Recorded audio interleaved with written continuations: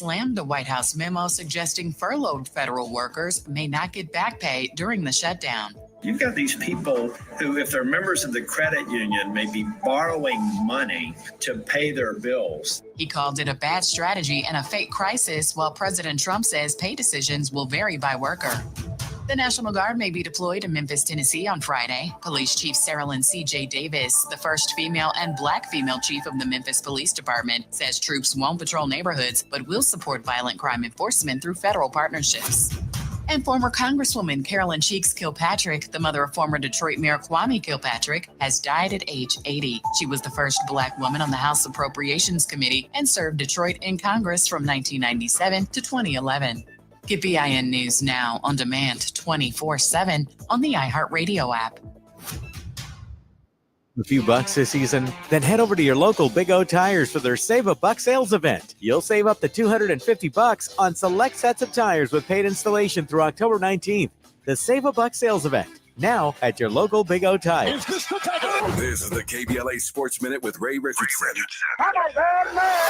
The Dodgers are back in town tonight for Game 3 of their playoff series with the Philadelphia Phillies. The Dodgers have a 2-0 lead in the best of 5. They can eliminate the Phillies with a win. The Dodgers are 4-0 in the postseason. First pitch tonight at 6 p.m. Colorado football coach Deion Sanders had minor surgery Tuesday to help relieve pain and possible blood clots in his left foot. Deion complained of pain in his foot and left leg during Saturday's game at Texas Christian. It's uncertain if the 58-year-old coach will be at practice today. Colorado is at home Saturday against Iowa State. Deion's son Shador has been elevated to the number 2 quarterback spot on the Cleveland Browns roster. Rookie Dylan Gabriel is the Browns starter after 18-year veteran Joe Flacco was traded Tuesday to Cincinnati.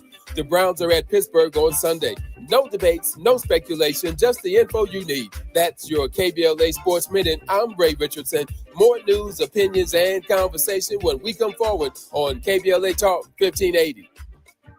Hello, KBLA delegation. Tavis Smiley here. On Saturday, October 25th, LA Trade Tech becomes the epicenter of ideas that matter. The Left Coast Forum is bringing together voices that challenge, inspire, and illuminate with keynote presentations from people like noted economist Richard Wolff, the man who breaks down capitalism in ways that make sense to working folk like you and me, and Dr. Cornel West will be there, the brilliant philosopher and activist who never stops fighting for justice and speaking truth to power and to the powerless for that matter. So this isn't just another conference. This is where ideas get tested, where the conversations that shape our future begin.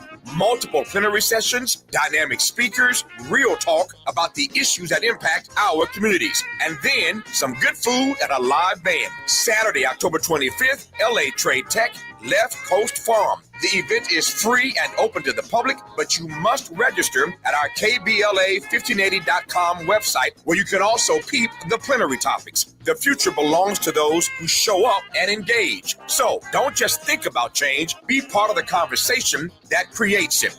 The Left Coast Forum is brought to you by the LA Progressive, the Empowerment Congress, Community Coalition, Partnership for Growth LA, Southwest Voter Registration Education Project, LA Care Health Plan, United Teachers Los Angeles, Black Progressive Action Coalition, St. John's Community Health, the National Lawyers Guild, the Weingart Foundation, and more. Space is limited, so if I were you, I'd register right now at KBLA1580.com.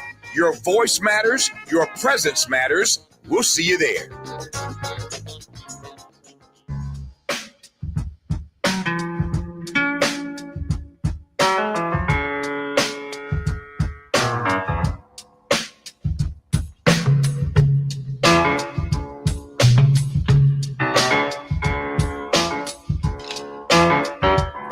I'm Jesse Jackson Jr., listening to the Jesse Jackson Jr. Show on KBLA Talk 1580. It is the 84th birthday of the Reverend Jesse Jackson, my father, and a man who I am particularly proud of. His legacy of service, his life's work is so extraordinary. We really can't get it all in an hour, and so I've asked some friends to stop by. Our regular host, Atiba. Atiba is a former deputy executive director of the National Black Caucus of State Legislators. He's a strategic alliance consultant and president of Party Politics US. He's worked as a TV political contributor for BNC News, The Heat, In the Know with Mo, The Leslie Marshall Show, iHeartRadio, Government Exec, Gov Exec, 96.3 WHUR, and One America News Network. He most recently was a guest host on Rising American Daily News, an opinion web series produced in Washington, D.C. By the political newspaper The Hill. Atiba, welcome forward to the Jesse Jackson Jr. Show. Hey, Jesse, it's good to be with you. Hey, let me also take this opportunity to say that after we come forward, Reverend Al Sharpton will be our guest. He's an American civil rights activist, Baptist minister, television and radio host, known for founding the National Action Network and leading protests for justice and equality. Born in Brooklyn, New York in 1954, this man really needs no introduction, in my opinion. I don't know anyone, I share it with people from one end of the country to the other, anyone who has studied the methodology of Jesse Jackson more diligently than Reverend Dr. Al Sharpton. Dr. Sharpton is going to join us for about 10 minutes in the next segment. Atiba, welcome forward to the show. Thanks, Jesse. Atiba, some of your thoughts on the life and the contribution of Reverend Jesse Jackson. Yeah, first thing I want to say is happy 84th birthday to Reverend Jackson. And, there's so many things, you asked me before we came on, to what some of my thoughts would be. And, one of them is really honestly 1984. Up until 1984, the first person that I saw of color that I recognized as president was Anwar Sadat, Egypt. And I remember him being at the Camp David Accords and just how moved I was. And unfortunately, he was assassinated. But thinking about 1984 and just how Reverend Jackson's running for president changed the conversation, because I think up until then, I feel like we didn't think that it was possible for an African American to be on that stage and to do as well as he did. And then he came back in 1988. But the picture that I still also remember is also 2008 as President-elect Barack Obama took the stage and watching your father emotional. And I think that, the emotion had to be a number of things, just all the things that he had done going back to the 60s, working with Dr. King, telling us often to keep hope alive. And it wasn't just about telling us to keep hope alive. He was bringing hope, and he was showing us what it meant, not just to hope, but to act and to do. And so, I don't know what was going through his mind. I know I've seen interviews of him talking about that, but I imagine that he had to be thinking about the journey, the struggle, and then the successes and the victory of that night, but also of your role within that campaign and how all those pieces, what have you, came together. So, again, wishing Reverend Jackson a happy birthday, and hopefully get a chance to also talk about some other opportunities in terms of interactions that I've been able to have with him over the years. I'm looking forward to that. When I think about my father, I try to look at him not only subjectively as a son, and I think all children have the right to subjectively look at their children, or look at their parents. I try to look at my father as objectively as possible. I think the objectivity, the admiration, observing his work, and where I could, contributing to his work, and where I can, duplicating his work, while at the same time trying to carve out a comfortable niche for myself, has always been a particular struggle for me personally. When I looked up to my father, when I was growing up, this was the most extraordinary figure, ability to traverse the entire world, have conversations with leaders, come back to push every Saturday and fight the power in the city of Chicago and throughout our country. He was just and is a beacon of enormous strength. And we often talk about, we need multiple leaders in multiple places. But when I see my father and I think about him, it was important to have, on occasion, a single voice, some single clarity. And Dad would often say, I am not stopping anyone from being a leader. People can be a leader if they want, but the fact that I'm engaged every single day and that I take leadership seriously and that I engage it every single day. Some people who they see leadership as a part-time job and not a full-time job in the Black community, they would really not understand my father in his heyday, because my father took leading African Americans very, very seriously. He also, Atiba, believed that he had to raise money from one location to the next in order to maintain his voice. He would pass the hat. And I can see now, the freedom associated with that. A non-corporate sponsored leader, the Reverend Jesse Jackson, 84 years old today. You're listening to the Jesse Jackson Jr. Show on KBLA Talk 1580. Our very special guest in this hour is Atiba.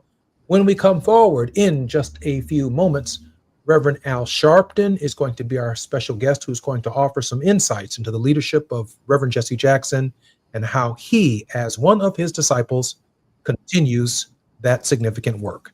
I'm Jesse Jackson Jr. When we come forward, joining me on the Jesse Jackson Jr. Show will be Reverend Al Sharpton. While you're stuck in traffic, we can at least bring you up to speed on the news of the day. You're listening to Jesse Jackson Jr. only on KBLA Talk 1580.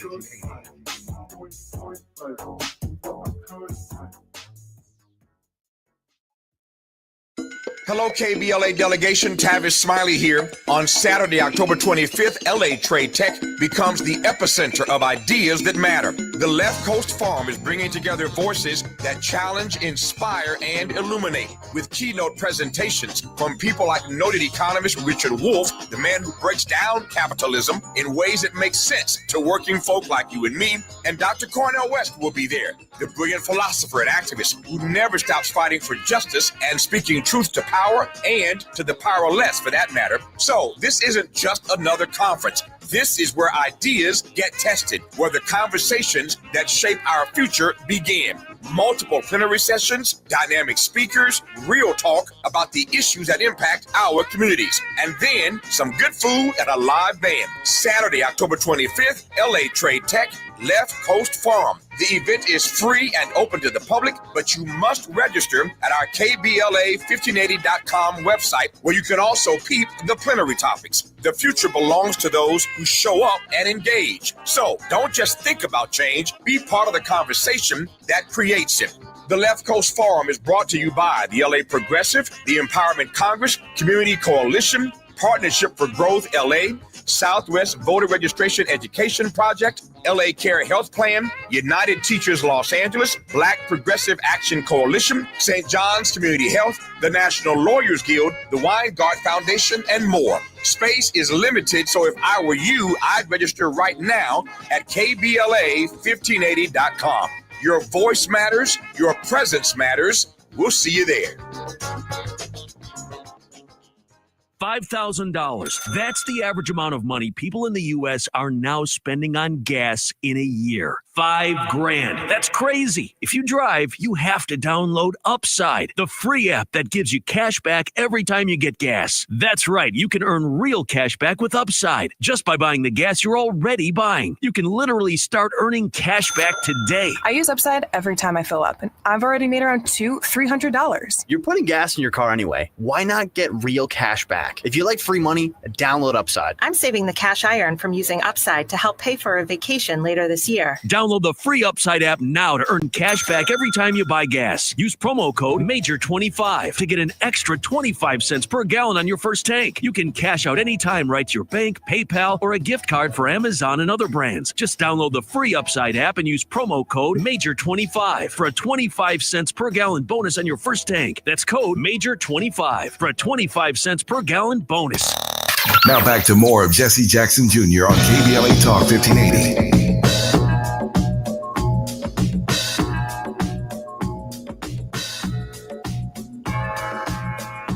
I'm Jesse Jackson Jr., listening to the Jesse Jackson Jr. Show on KBLA Talk 1580. Our very special guest for the next few minutes really does not need an introduction.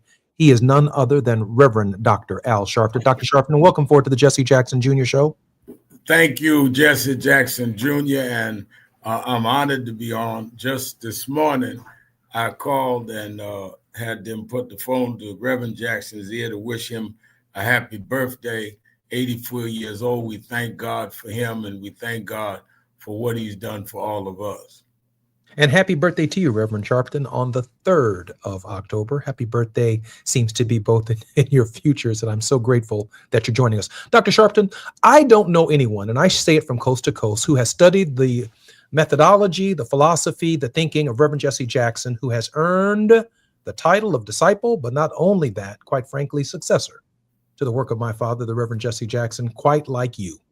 Reverend Sharpton, talk about your inspiration of how Reverend Jackson inspired you and why it's important to keep his work and his work through you moving forward. Well, I think I met Reverend Jackson when I was 12 years old. My mother was a devout member of the Church of God in Christ. She was afraid because I kept watching a lot of activism and things on the news. She brought me to Reverend William Jones and Bishop Washington. They introduced me to Reverend Jackson, and I became the youth director of the New York chapter when I was 12. The year Dr. King was killed, I became the youth director in 68. So for 59 years, I've been under the tutelage of your father. And like most mentors, mentees, we always agree on tactics, but we never separated. And I tried to continue in my way what he did in Dr. King's way in terms of he did Operation Breadbasket, then push around economic empowerment, and then political. I started Saturday morning meetings. We now 34th year of every Saturday morning on the broadcast. I started dealing with economic rights. I did the presidential campaign. But I think Reverend Jackson is like Dr. King, big enough that he has several people that carry different streams that he opened the door for. You in the legislative area. People didn't think you could win for Congress when you ran, and you ran against people and won. That was Jesse Jackson's lane. He had opened up in the political lane. And there are those that are saying you may run again. I'm one encouraging you to run again. I'm not going to put you on the spot to make a decision, but it would be good to announce on your father's birthday. I announced this morning, Reverend Al. So on Jesse Jackson. Thank God, and I'm glad to hear that.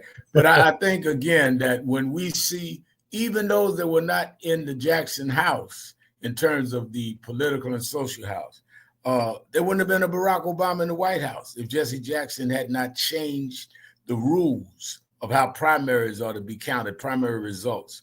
The rules change is why Hillary Clinton didn't win the nomination in 2008. There are people in the corporate world that are there because he opened those doors. So I think it falls on us to uphold those that held us up. If you go through the Bible, everybody of note in the Bible, Jesse, always refers to where they are in terms of lineage.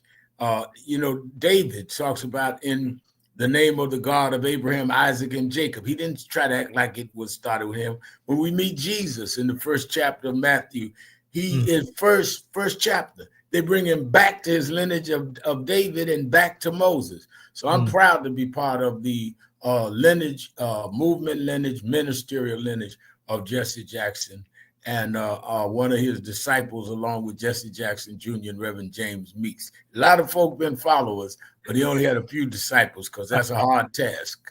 Reverend Sharpton, I have about 2 minutes, knowing that your time is limited. I just wanted to ask you this.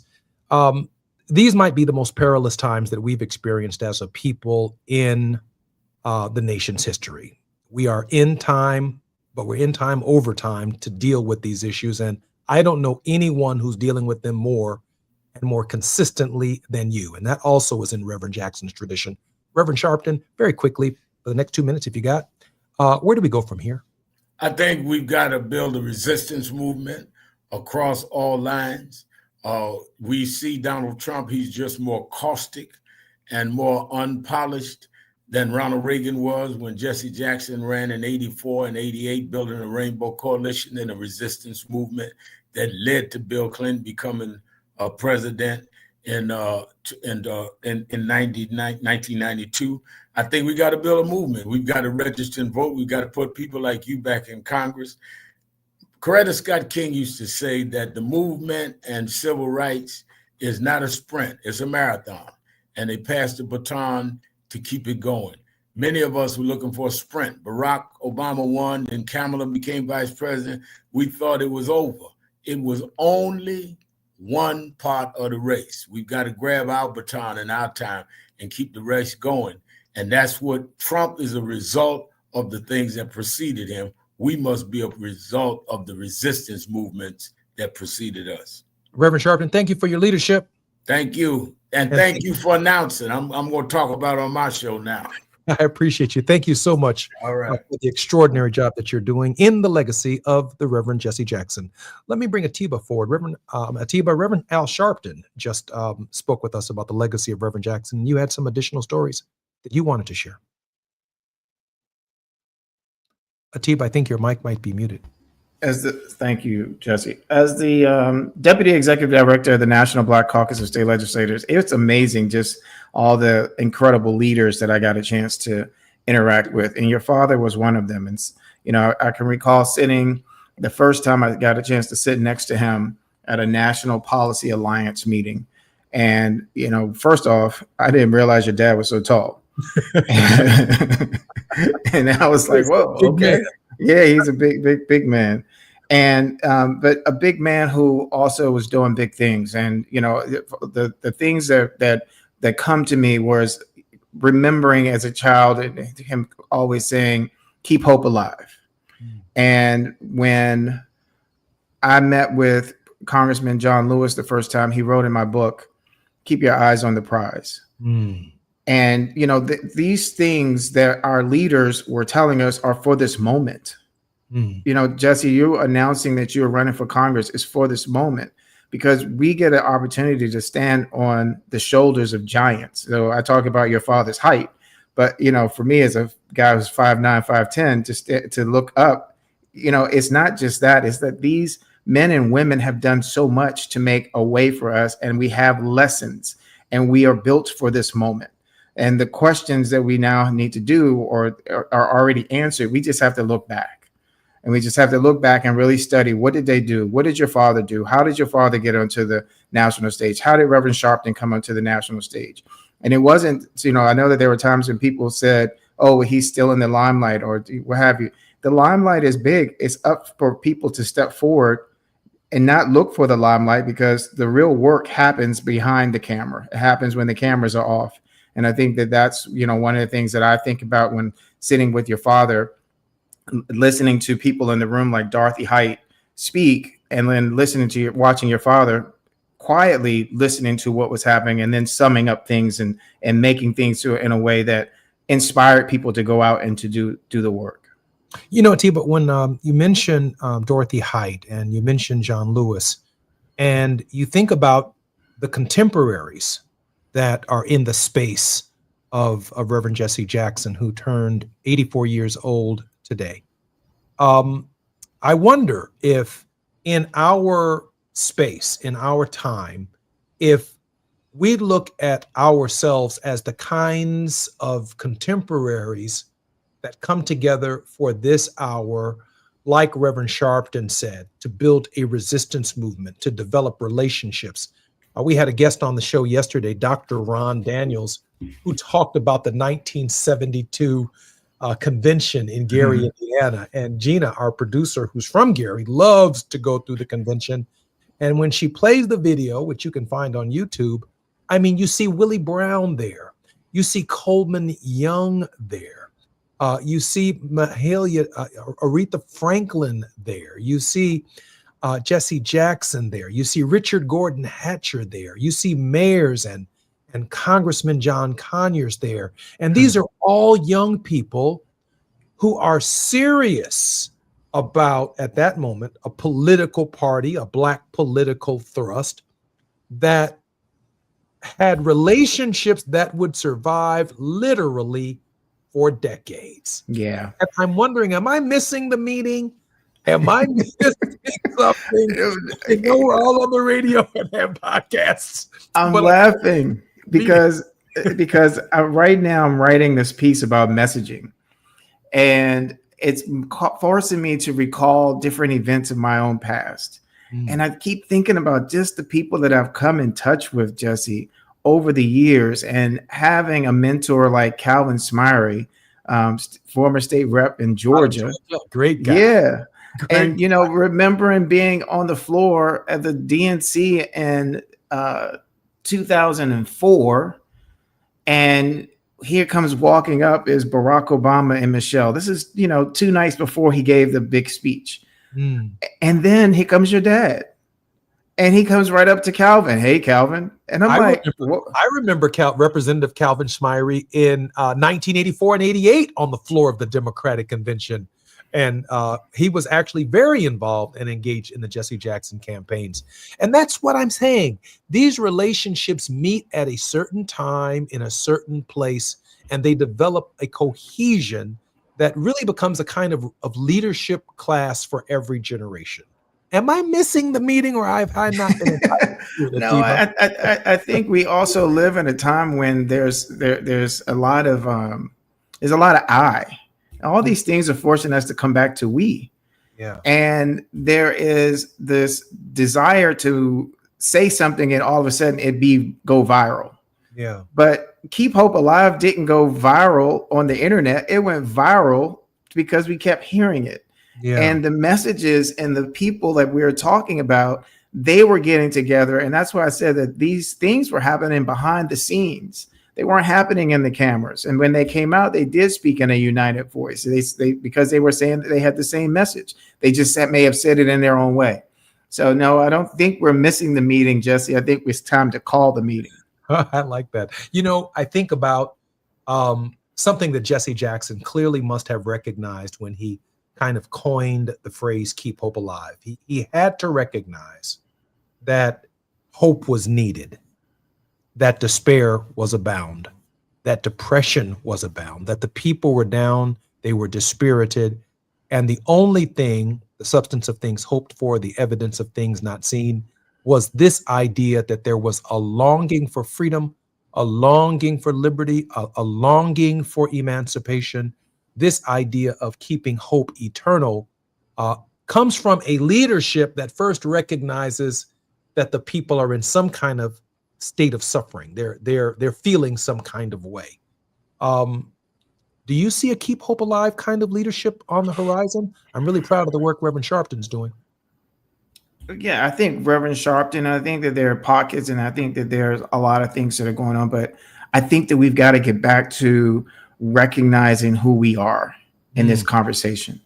I think we've honestly beat a dead horse when we keep talking about the things that we already know are at the cusp of the issues, whether or not it's racism or sexism, et cetera, et cetera. I think it's really taking the front row and recognizing that this is our moment. This is what we've been built for. This is our time to talk about America's issues, whether or not it has to do with from the president to a government shutdown to what's going on in the states, et cetera, that we are being attacked because we haven't pushed back. We think we've pushed back because we keep talking about things in one demographic, but we have to talk about this because when our ancestors were in the fields, plowing the fields and working in the houses, et cetera, I don't think any of them ever said, I'm a black man, I'm a black woman. They said, I'm a man, I'm a woman.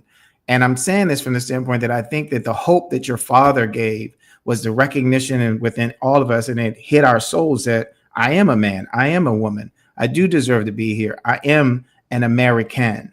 And so this whole yes we can, I think we have to break down that message too, and recognizing is that now it's not a certain thing of yes we can, it is that we will. And the message that is that we're looking for a message of hope in the midst of a darkness when it feels like there's just a lot of fear. I see Jesse Jackson and the two brothers down in Tennessee who stood up against gun violence in that legislature. I see Jesse Jackson and Jasmine Crockett in Texas fighting for the Voting Rights Act. I see him in Al Green holding up his stick in the middle of the floor of the state legislature. I see him in Maxine Waters. I obviously see him in Brandon Johnson, who honored Reverend Jesse Jackson this past week in the city of Chicago. I see Reverend and his activism and the courage that he has brought forward in so many of us. I see him in you, Atiba. I know he believes in you, and I know he has confidence in you. I'm Jesse Jackson Jr. More on the 84th birthday of the Reverend Jesse Jackson when we come forward on KBLA Talk 1580. I'm Jesse Jackson Jr. More when we come forward. The biggest names, the best conversations. You're riding with Jesse Jackson Jr. on KBLA Talk 1580.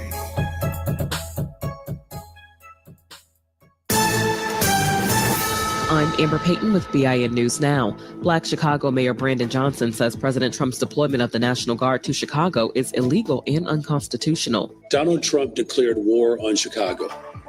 That's what he did. Texas troops arrived in Illinois Tuesday, joining the state's guard at a training center in Elwood. Illinois and Chicago are suing to block the move, but Trump says he may use the Insurrection Act to override them. Jesse Jackson Jr. is running to reclaim his old Illinois congressional seat. The son of civil rights leader Jesse Jackson announced his campaign on YouTube, pledging to focus on jobs, healthcare, and economic growth. And rapper A Boogie with a Hoodie is making headlines after a brawl in a Tokyo nightclub. Video shows the New York rapper allegedly stomping a man during the October 3rd fight. He was in Japan for the Magic City takeover after the Force Festival. Get BIN News Now on demand 24/7 on the iHeartRadio app. Want to save a few bucks this season? Then head over to your local Big O Tires for their Save a Buck sales event. You'll save up to $250 on select sets of tires with paid installation through October 19th. The Save a Buck sales event, now at your local Big O Tires. This is the KBLA Sports Minute with Ray Richardson. The Dodgers are back in town tonight for Game 3 of their playoff series with the Philadelphia Phillies. The Dodgers have a 2-0 lead in the best of 5. They can eliminate the Phillies with a win. The Dodgers are 4-0 in the postseason. First pitch tonight at 6 p.m. Colorado football coach Deion Sanders had minor surgery Tuesday to help relieve pain and possible blood clots in his left foot. Deion complained of pain in his foot and left leg during Saturday's game at Texas Christian. It's uncertain if the 58-year-old coach will be at practice today. Colorado is at home Saturday against Iowa State. Deion's son Shador has been elevated to the number 2 quarterback spot on the Cleveland Browns roster. Rookie Dylan Gabriel is the Browns starter after 18-year veteran Joe Flacco was traded Tuesday to Cincinnati. The Browns are at Pittsburgh on Sunday. No debates, no speculation, just the info you need. That's your KBLA Sports Minute. I'm Ray Richardson. More news, opinions, and conversation when we come forward on KBLA Talk 1580.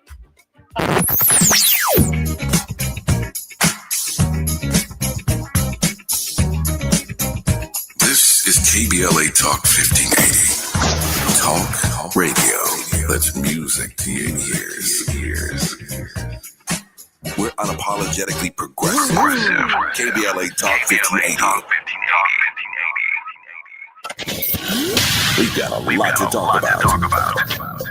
Hi, I'm Zoe Williams, a.k.a. the Voice of Reason, encouraging you to join me weekdays from 7 to 9 p.m. for the world's most intriguing relationship radio roundtable. Every night, I facilitate and encourage our loyal listeners to participate in the most engaging relationship discussions you'll hear anywhere. So make it a point to rendezvous with me, Zoe Williams, the Voice of Reason, Monday through Friday, 7 to 9 p.m. Pacific Standard Time.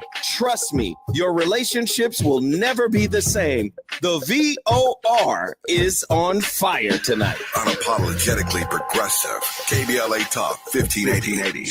We've got your black. You're listening to Jesse Jackson Jr. on KBLA Talk 1580.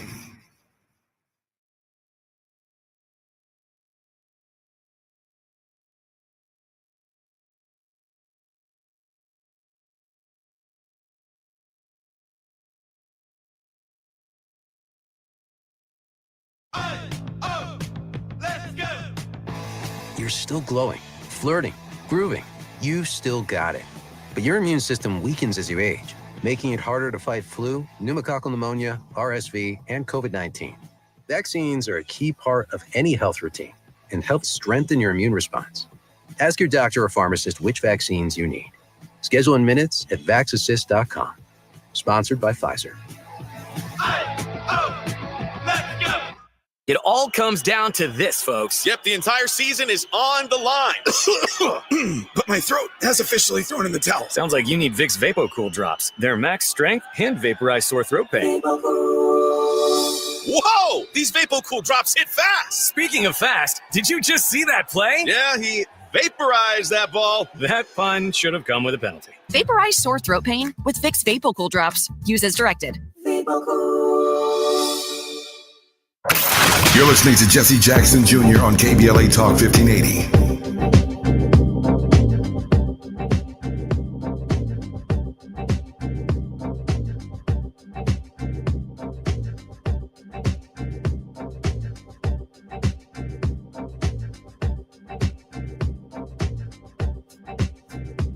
I'm Jesse Jackson Jr., listening to Jesse Jackson Jr. Show on KBLA Talk 1580. We are celebrating the 84th birthday of the Reverend Jesse Jackson, and I'm looking live on our screen at a picture of Reverend Jackson and Reverend Al Sharpton, the younger, marching, locked arm in arm, and I think I see Reverend Bill Howard to his immediate right.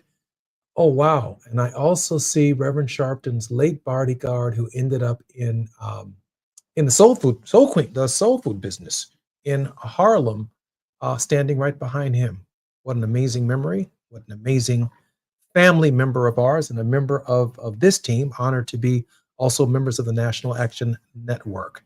And Reverend Al Sharpton was just on our program in the last segment, and I'm grateful for his participation. And at this time and critical time in our nation's history, I'm very grateful for the platforms that he has and the leadership that he is showing not only our community, but the world. Atiba, welcome forward to the Jesse Jackson Jr. Show.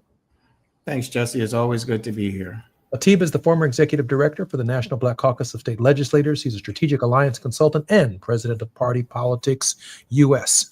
Atiba, when I think about the fact that man nor woman can be born again into the flesh, but that they have to be born again into spirit. That's really when the body, the house that we live, that our spirit lives in over the course of our earthly journey, it really is spirit. It is picking up on that persistence and that resilience and that mission and that purpose that really matters to the continuity of our struggle. Tiba? Yeah, I mean, all of that. There's so much that we can say, about the struggle, and this going back to your dad, there's so much that we can say in terms of, the messages and the lessons that are right here before us that we can use and unpack and use today. I have a clip from the 1988 convention. We're going to play that clip right now. Keep hope alive. Keep hope alive. Keep hope alive on tomorrow night and beyond. Young America, hold your head high now. We can win. You must never stop dreaming. Face reality, yes, but don't stop with the way things are. Dream of things as they ought to be. Dream.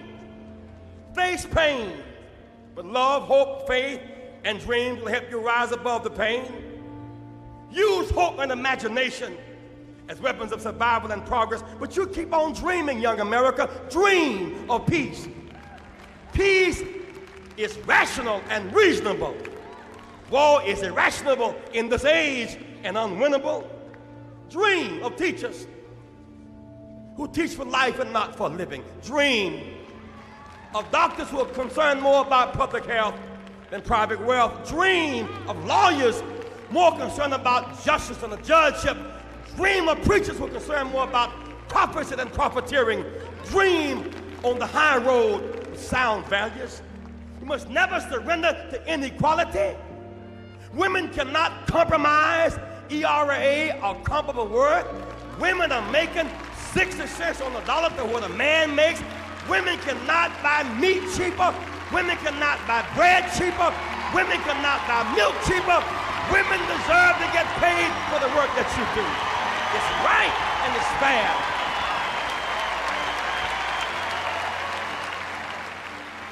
I'm often asked, Jesse, why do you take on these tough issues? They're not very political. We can't win that way. If an issue is morally right, it will eventually be political. It may be political and never be right. Fannie Lou Hamer didn't have the most votes in Atlantic City, but her principles have outlasted every delegate who voted to lock her out. Rosa Parks did not have the most votes, but she was morally right. Dr. King didn't have the most votes about the Vietnam War, but he was morally right. If we're principle first, our politics will fall in place.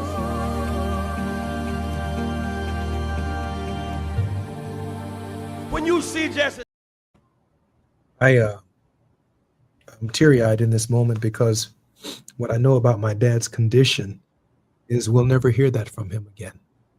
But profound moment in the history of our body politic. Atiba? Yeah, I just want to say thank you for sharing that, and I hope that more of us listen and that we share that. That was great. I mean, that's the message today that we need to hear over and over again. Yeah, he put a lot on the line for all of us, and I'm so grateful. So we've got to keep moving forward, though. These are very difficult times. Atiba, we have just about 4 minutes before we come forward. Some amazing things are happening in the city of Chicago and in our country with the armed services. I can only think in this moment, as I watch Reverend Sharpton stand up and I watch others in our community stand up in the tradition of Jesse Jackson, that the resistance takes on, a different kind of politic heading into the midterms. And I know Reverend Jackson would be registering voters if he were in a position to do that for us today. Atiba? Yeah, registering voters and the people who are registered, making sure that we all go together to vote and that we vote in numbers too large to manipulate the outcome. In terms of, what your father said there, that about what's morally right will become political. What we all, I think, are looking for. In fact, just a couple of weeks ago at the CBC, I became a little upset. But then I recognized, well, it's not for me to be upset at a congressional member for saying that, oh, well, maybe we're waiting for the messenger. It's up for us individuals to look at and to go back and study those who came before us and look at what they did, what were they willing to sacrifice for us, and how we ended up back here. And we got back here because I think we lost touch of the message, not just one of hope, but we lost touch in terms of recognizing that we can never, ever, ever let our foot off of the pedal. Tiba, I heard exactly what you heard. Dad said that if we are morally right, our politics will follow. He did not say if we were politically right or correct, our politics would follow. He based the energy and the faith in our politics and our faith in each other in the moral correctness of our cause. And I find that a unique space. It's a space, quite frankly, that many of the public policy analysts, I believe, have abandoned, and therefore the energy isn't there, and the same zeal and commitment that comes from, a faith-based moral thinking in pursuit of that which ultimately will be politically correct. Yeah, one of the things that, and I don't want to take away from us talking about Reverend Jackson, but like Reverend Sharpton said, there would be no President Obama without Reverend Jackson. And one of the things that keeps coming to mind for me is how much emphasis we as a nation continue to put emphasis on the outlying things, race and women, etc. Those are very important things.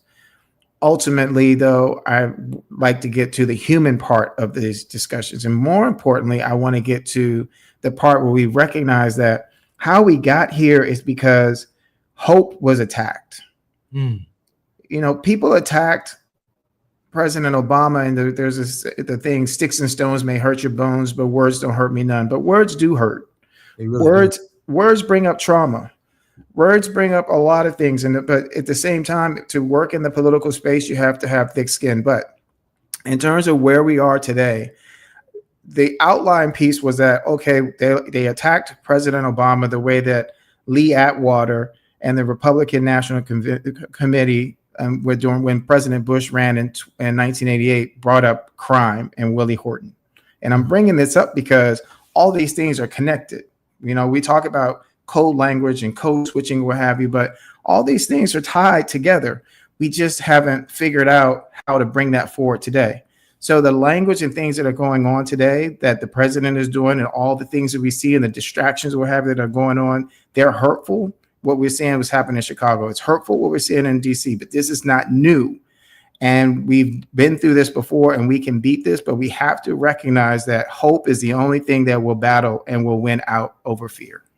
I'm Jesse Jackson Jr. You're listening to the Jesse Jackson Jr. Show. My very special guest is our conversation with Atiba on KBLA Talk 1580 on my dad's birthday, his 84th birthday, the 84th birthday of the Reverend Jesse Jackson. More when we come forward on KBLA Talk.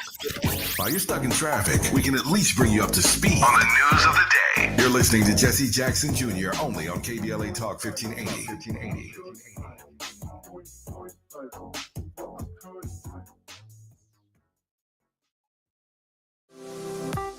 It's never too early to start talking about money in realistic ways with your kids. JP Morgan Chase navigates how to educate your kids now about creating long-lasting, healthy money habits. Whether your kids are in elementary school, high school, or college, now is a great time to start a conversation about ways to create healthy money habits as they grow, ultimately benefiting their financial future. Talking about money in a realistic way to support your kids' lifestyle and dreams, your first banking account geared towards high school or college. It's never too early. Explaining the basics, what you earn and what you spend, building financial confidence starts with getting organized. Learning and practicing vital money skills now will stay with them for life. Tools they will have to stay on top of their finances and achieve their goals. This segment is sponsored by JP Morgan Chase.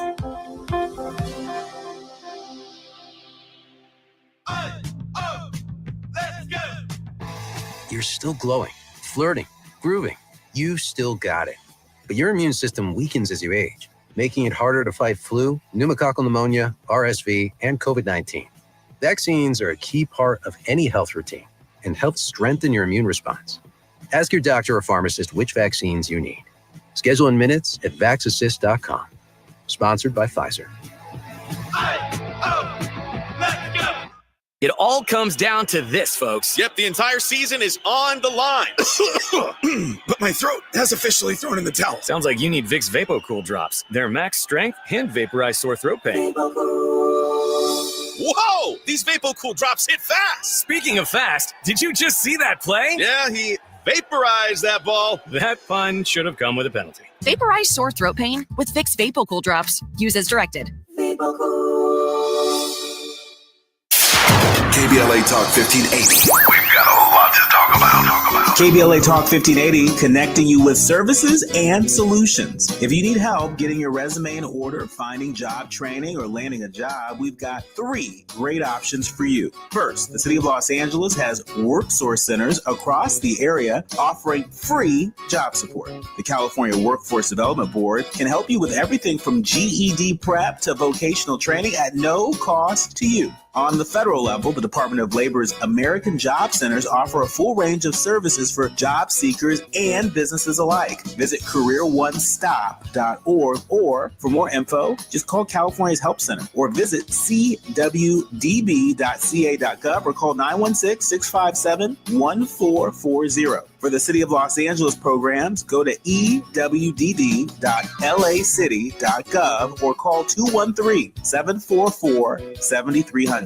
All these services are free to help you get your next job. This is a community call to action from KBLA Talk 1580. My mom has decided to learn to paint, and she's good. My dad's now into creative cuisine, and I've already put on 6 pounds.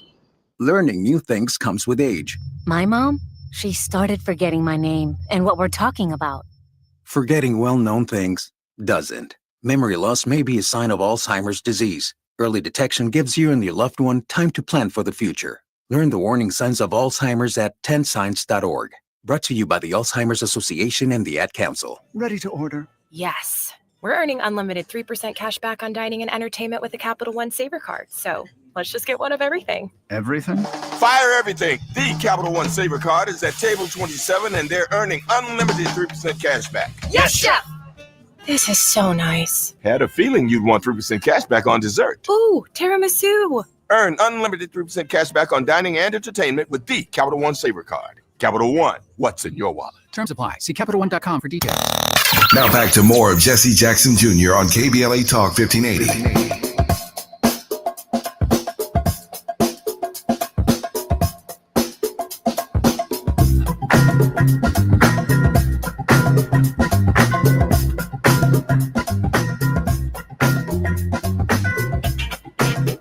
I'm Jesse Jackson Jr. Welcome forward to the Jesse Jackson Jr. Show on KBLA Talk 1580. Our very special guest in this hour, our conversations with Atiba Madian. Atiba, welcome forward to the Jesse Jackson Jr. Show. Thank you, Jesse. Atiba, I was just thinking that when I reflect upon what we were just discussing on Reverend Jackson and our morality first and then our politics second, you know, national leadership, particularly national African-American leadership, is so rare. That is, when I had a conversation with my dad, this is a guy who worked, campaigned, traveled in all 50 states. He knew people in hundreds of counties throughout the United States. He knew mayors in dozens of cities. He knew scores and scores of U.S. congressmen, of senators, of world leaders. And therefore, Atiba, when I have a conversation with him, this is a man who brought to the conversation a plethora of ideas and thoughts that mattered in seeing the entire globe, helping frame his worldview of what constitutes morality. Now, I juxtapose that against, let's say, someone who's only concerned about their block, someone who's only concerned about, if you will, Atiba, their tribe, or concerned about their group. One of the things I appreciate about you is you start from a universal perspective that is the byproduct of experience. And therefore, the conversation with you is informed not just by what we see directly in front of us, but by the kind of information that you gathered and observed over the course of your own life working, for example, and I just use this as an example, as the former executive director of the National Black Caucus of State Legislators. Yeah, Jesse, one of the things that comes to mind, honestly, is when you talk about your relationship with your father, it's my relationship with mine. My father also often tells us our lives are through our relationships. And relationships, you talked about the people that you remember seeing in 1972 on the floor of the Democratic Convention. In Gary, Indiana. In Gary, Indiana. Mm-hmm. And it makes me think to, I'm going to go what you just said, and I really appreciate any compliment, anything that you say about me. I don't always say thank you. I just want you to know it means a lot. Especially coming from you. It makes me think about a vision that my father had, and this is actually something that I'm writing about right now. A vision that he had, having lived overseas in Cameroon and in Paris and in Greenland, in the Peace Corps and in the Air Force before he and my mother married, that he wanted his children to live on the continent of Africa. And we went to a third world country. My mom had the courage to follow and to accept that this was something he wanted to do. And that is what opened my mind up to seeing things the way that I do. Because to see poverty there compared to here really changed the way that I look at things, to say we have resources, we have things here. I can't imagine, what your father, all the places you mentioned, going 50 states, but all the places around the world that he traveled to, are the stories that he and you and others who travel with him have. That recognizing our place is not just as Americans, our place is as a global citizen. So all these things that are going on today, I think one of the things that is missing and that what we can be doing is not just highlighting and not just resisting, but recognizing the world is waiting and watching for us. They did it with George Floyd. That's why the rest of the world got up and did things in a diverse manner. They did it during the civil rights movement when they saw the hoses and things that have been put on us. They did it when they saw your father run for president in 1984 and again in 1988, that Americans were really standing up, and that's where we are now. And that's why I think the message that your father brought of hope and the recognition today of him on the day that he came to be, the day that he came into this world, that things that the body of work over 84 years, that it is up to us to stand on those broad shoulders of he and other giants and recognize that we can go farther because we can see farther because of the road that they paved for us. The term that you use, global citizenry. Now, that right there, you said it in 2 words, what I took 5 to say. Global citizenry. This is where Dr. King was. This was not just a local, yokel conversation. This was a conversation with a person who saw himself and his worldview included a world house and global citizenry. You shared with us your own engagement and involvement in global citizenry. And I'd like to think that I'm a global citizen as well. I know Reverend Al Sharpton is. I'm simply suggesting that the leaders that we who help shape the moral paradigm are citizens of the world, that they see starvation and poverty in Africa, in South America.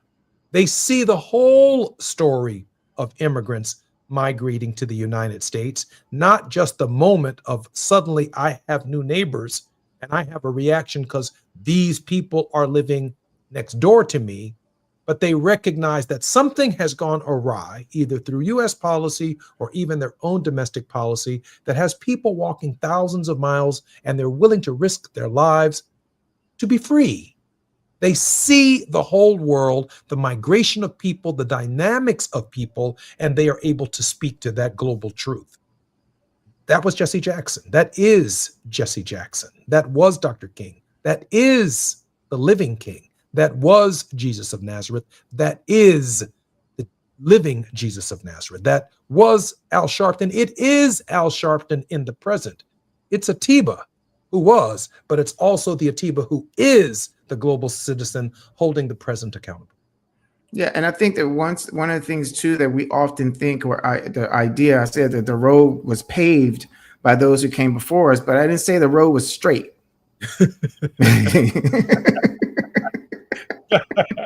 Neither was Jericho. Right, because and so the road to justice is a crooked path. Yeah. But it's worth the trip. And what I want people to recognize is that those who came before us, it's up to us now to drive the car, to take the trip. And I want to go there with you. But I want you to come with me because there is a better way. There is something that's out there. There's something that's ahead of us for us to get to. And we can't get there by being stagnant. We can't get there by complaining. It's just like there's a book, Who Moved My Cheese? That about 4 rats, or 4 mice, one hem and haw, sniff and scurry. And so we can either hem and haw, or we can sniff and scurry along, because there is something that's promised us. There is something better ahead for us. It's just that we have to get up and go there. And that doesn't mean there will not be obstacles. It does not mean there will not be challenges, but it is worth the trip. Atiba, this is the 84th birthday of the Reverend Jesse Jackson. We are celebrating his life, his legacy, and so much of his contributions. About a minute and a half before we close. Atiba, a word of hope. So, Jesse, first I want to say thank you to Reverend Jackson for the sacrifices and the things that he did. But thank you to you and your siblings and your mom, because you shared him with us. When I think of your father, I have to put him up there with not just Dr. King and Malcolm and Medgar Evers and Fannie Lou Hamer and Rosa Parks and so many others we can name, but I also, and from a global standpoint, put him up there with Nelson Mandela. What the families endure also are things that I think that we often forget. The sacrifices that you all made, the nights where he wasn't there because he was out there saving someone, going to on an international trip to bring someone home. And, I think in each of us, there is a Jesse Jackson. I think and I think that each of us has to look within ourselves and reach down and recognize that there are issues in our tissues that come from slavery and other things or what have you are there to make us strong, that we are made for this moment. And just very thankful to your dad and to you and your family. These are Conversations with Atiba. I'm Jesse Jackson Jr. Atiba, thank you very much for participating in this on KBLA Talk 1580. When we come forward, Tavis Smiley is going to be our special guest. KBLA 1580 Santa Monica. I'm Amber Payton with BIN News Now. Black Chicago Mayor Brandon Johnson says President Trump's deployment of the National Guard to Chicago is illegal and unconstitutional. Donald Trump declared war on Chicago. That's what he did. Texas troops arrived in Illinois Tuesday, joining the state's guard at a training center in Elwood. Illinois and Chicago are suing to block the move, but Trump says he may use the Insurrection Act to override them. Jesse Jackson Jr. is running to reclaim his old Illinois congressional seat. The son of civil rights leader Jesse Jackson announced his campaign on YouTube, pledging to focus on jobs, healthcare, and economic growth. And rapper A Boogie with a Hoodie is making headlines after a brawl in a Tokyo nightclub. Video shows the New York rapper allegedly stomping a man during the October 3rd fight. He was in Japan for the Magic City takeover after the Force Festival. Get BIN News now on demand 24/7 on the iHeartRadio app.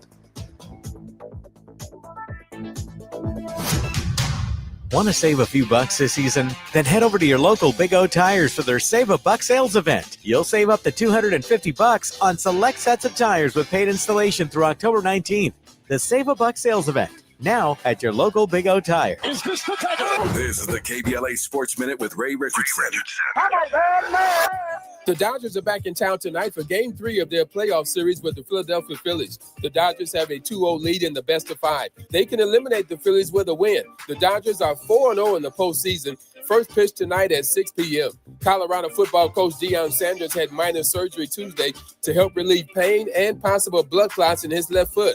Deion complained of pain in his foot and left leg during Saturday's game at Texas Christian. It's uncertain if the 58-year-old coach will be at practice today. Colorado is at home Saturday against Iowa State. Deion's son Shador has been elevated to the number 2 quarterback spot on the Cleveland Browns roster. Rookie Dylan Gabriel is the Browns starter after 18-year veteran Joe Flacco was traded Tuesday to Cincinnati. The Browns are at Pittsburgh on Sunday. No debates, no speculation, just the info you need. That's your KBLA Sports Minute. I'm Ray Richardson. More news, opinions, and conversation when we come forward on KBLA Talk 1580. Hello, KBLA delegation. Tavis Smiley here. On Saturday, October 25th, LA Trade Tech becomes the epicenter of ideas that matter. The Left Coast Forum is bringing together voices that challenge, inspire, and illuminate with keynote presentations from people like noted economist Richard Wolff, the man who breaks down capitalism in ways that make sense to working folk like you and me, and Dr. Cornel West will be there, the brilliant philosopher and activist who never stops fighting for justice and speaking truth to power and to the powerless for that matter. So this isn't just another conference. This is where ideas get tested, where the conversations that shape our future begin.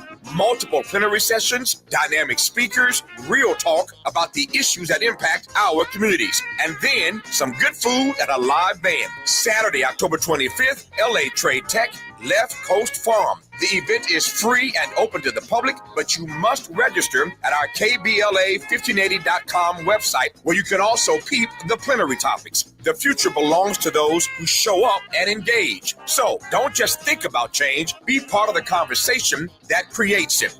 The Left Coast Forum is brought to you by the LA Progressive, the Empowerment Congress, Community Coalition, Partnership for Growth LA, Southwest Voter Registration Education Project, LA Care Health Plan, United Teachers Los Angeles, Black Progressive Action Coalition, St. John's Community Health, the National Lawyers Guild, the Weingart Foundation, and more. Space is limited, so if I were you, I'd register right now at KBLA1580.com.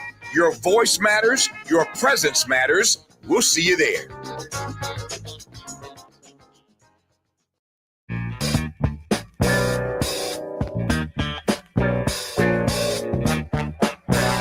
Jesse Jackson Jr. Welcome forward to the Jesse Jackson Jr. Show.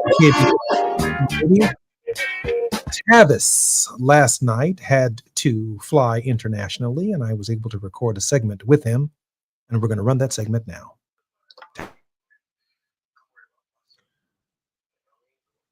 I'm Jesse Jackson Jr. Welcome forward to the Jesse Jackson Jr. Show on KBLA Talk 1580.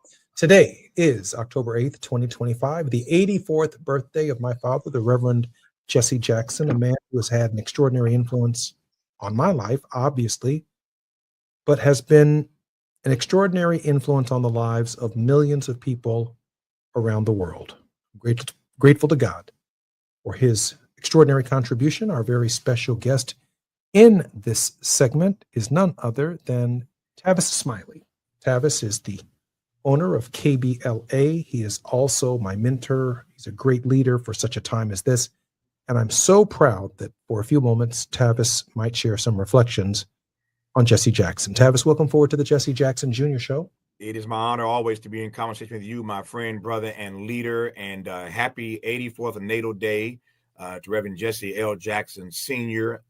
We are better as a nation, better as a people, better as a world for all his grand contributions. And I was just reflecting as you were talking a moment ago about the honor that I had, Jesse, of working on his 84 and 88 campaign. And I can hear his voice ringing in my ears right now. From the outhouse to the White House, hands that pick cotton will now pick a president.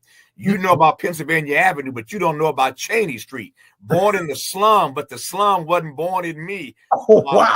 Hope alive. I love me some Jesse Jackson. His words are yet ringing in my ears. And don't get me started on that convention speech where he said, I'd rather have Roosevelt in a wheelchair than Reagan on a horse. No one in our history since Dr. King has been as eloquent as your precious father, with courage and conviction and commitment to speaking to the pain and the angst of everyday people. And so I celebrate his 84th birthday with you today. Honored to be here. Tavis, I appreciate that very much. And I'm certainly sure he will hear this and he will appreciate it as well. Tavis, most recently, you were in the city of Chicago and you had a private moment with Reverend Jesse Jackson. Would you care to share that with the audience? It is, now you're about to make me emotional here. I have thought about that. And for my own posterity, which I would never publish publicly, but in my phone, I have a picture that you were gracious enough to take of me at my request of that moment with him. Every one of us has to do that dance with mortality. None of us gets out of here alive. And because I don't live in Chicago, I did not know whether or not that'd be my last time holding his hand, being able to tell him how much I loved him and appreciated him and respected him and revered him. So I asked you to take a photo of me in that moment, as you recalled, and that photo is in my phone. And I've looked at it more times than I can count since that trip to Chicago some weeks ago. But it meant the world to me to have the opportunity, courtesy of your family. I know everybody doesn't get this opportunity to go into the room to see him and to tell him perhaps one last time how much we love and appreciate him. And so that moment meant the world to me. And I recall his nurse and you and others saying to me that he hadn't opened his eyes for quite some time. And for him to hear my voice and to open his eyes, as I said, Jesse, I don't want to get emotional, but for him to have heard my voice and to have opened his eyes in that moment meant the world to me, because I have so my life and my work and witness have been so immeasurably advanced by him. I've never called him to come on any show that I've ever hosted when he didn't respond and come on. And when you watch someone, again, of his eloquence, of his brilliance, of his boldness, do what he's done for so well, for so long, and you see him lying in that bed and this disease having robbed him of his voice, I think of him often because in this critical moment, where the stars are not aligned for Black people, where we are catching hell day in and day out, where this president is pushing an agenda that is antithetical to the best interest of our people. I often think of what your father might be saying in this moment, again, in a way that nobody else could articulate the way that he has done for so long. But the thing that I will never forget, which does bring me some joy, and I can perhaps stop crying here and smile through this moment. He was saying something in a whisper that I couldn't hear. And I asked him to say it again. He said it a second time and I couldn't hear him. And I leaned in closer and said, Reverend, give it to me one more time. I want to hear you. And without going into the details of what he said to me, it was abundantly clear that in that moment, while this disease has robbed his body of all of its vitality, he was still aware of what was happening in the world and offered me political advice in my ear in that moment in real time.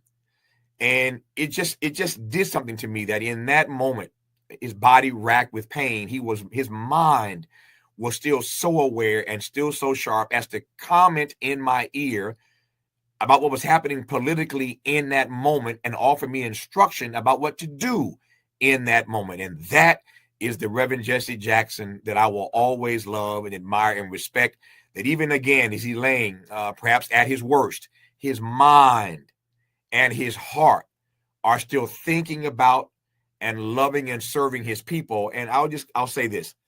Of all the things that one could say about Reverend Jackson, here's the bottom line for me. When that moment comes and he takes his last breath, as we celebrate today his 84th birthday, and again, we all got to go that way.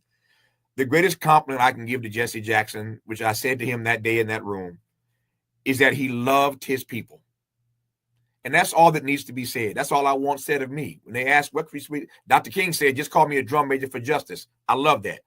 But when it comes to me, just say Tavis loved his people. And that is what I feel about your father. He has always loved his people and shown that love through his service. And it's just something that just has empowered my work and witness in ways I can't even tell you.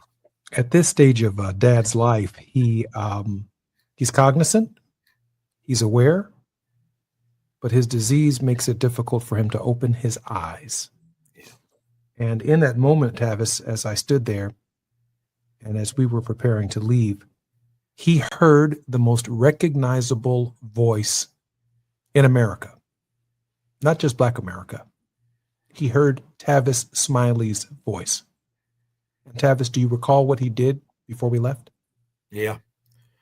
He opened his eyes and he looked at me. And he told me in his own inimitable way to keep hope alive. I'm Jesse Jackson Jr. You're listening to the Jesse Jackson Jr. Show. Thank you, Tavis. It's afternoon drive time with Jesse Jackson Jr. Only on KBLA Talk 1580. Hello, KBLA delegation. Tavis Smiley here. On Saturday, October 25th, LA Trade Tech becomes the epicenter of ideas that matter. The Left Coast Forum is bringing together voices that challenge, inspire, and illuminate, with keynote presentations from people like noted economist Richard Wolff, the man who breaks down capitalism in ways that make sense to working folk like you and me, and Dr. Cornel West will be there, the brilliant philosopher and activist who never stops fighting for justice and speaking truth to power and to the powerless, for that matter. So this isn't just another conference. This is where ideas get tested, where the conversations that shape our future begin. Multiple plenary sessions, dynamic speakers, real talk about the issues that impact our communities, and then some good food and a live band. Saturday, October 25th, LA Trade Tech, Left Coast Forum. The event is free and open to the public, but you must register at our KBLA1580.com website, where you can also peep the plenary topics. The future belongs to those who show up and engage. So don't just think about change, be part of the conversation that creates it. The Left Coast Forum is brought to you by the LA Progressive, the Empowerment Congress, Community Coalition, Partnership for Growth LA, Southwest Voter Registration Education Project, LA Care Health Plan, United Teachers Los Angeles, Black Progressive Action Coalition, St. John's Community Health, the National Lawyers Guild, the Weingart Foundation, and more. Space is limited, so if I were you, I'd register right now at KBLA1580.com. Your voice matters, your presence matters. We'll see you there. $5,000. That's the average amount of money people in the U.S. are now spending on gas in a year. $5,000. That's crazy. If you drive, you have to download Upside, the free app that gives you cash back every time you get gas. That's right. You can earn real cash back with Upside just by buying the gas you're already buying. You can literally start earning cash back today. I use Upside every time I fill up, and I've already made around $300. You're putting gas in your car anyway. Why not get real cash back? If you like free money, download Upside. I'm saving the cash I earn from using Upside to help pay for a vacation later this year. Download Download the free Upside app now to earn cash back every time you buy gas. Use promo code MAJOR25 to get an extra 25 cents per gallon on your first tank. You can cash out anytime right to your bank, PayPal, or a gift card for Amazon and other brands. Just download the free Upside app and use promo code MAJOR25 for a 25 cents per gallon bonus on your first tank. That's code MAJOR25 for a 25 cents per gallon bonus. Now back to more of Jesse Jackson Jr. on KBLA Talk 1580.